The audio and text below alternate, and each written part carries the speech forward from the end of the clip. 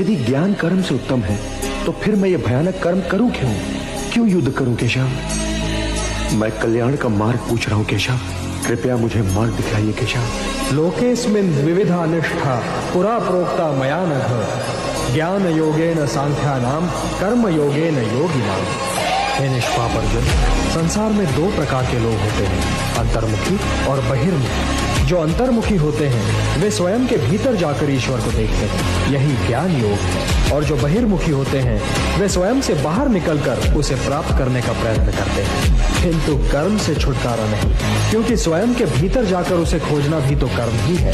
हे कुंती पुत्र, मार्ग तो यही दो है, एक ज्ञान योग का और दूसरा कर्म योग का।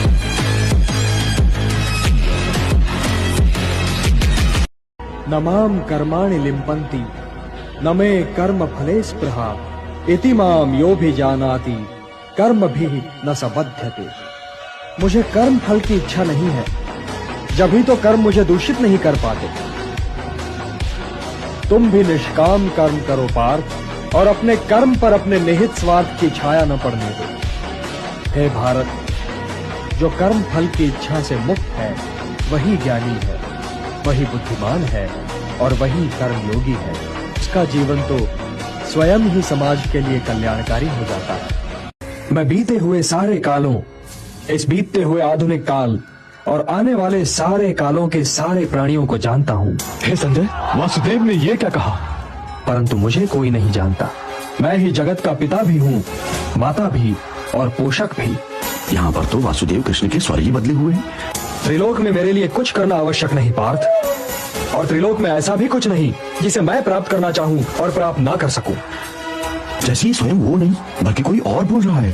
फिर भी मैं तुम्हारे सामने हूँ, कर्म कर रहा हूँ पार्थ, कर्म कर रहा हूँ। ये तो कोई साधारण या असाधारण पुरुष कह ही नहीं सकता।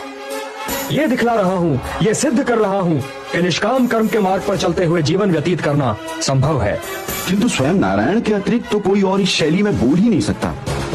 न मे पार्थास्ति कर्तव्यम त्रिषु लोकेषु किंचन नानवाप्तम नवाप्तव्यम वर्त एव च कर्मणि।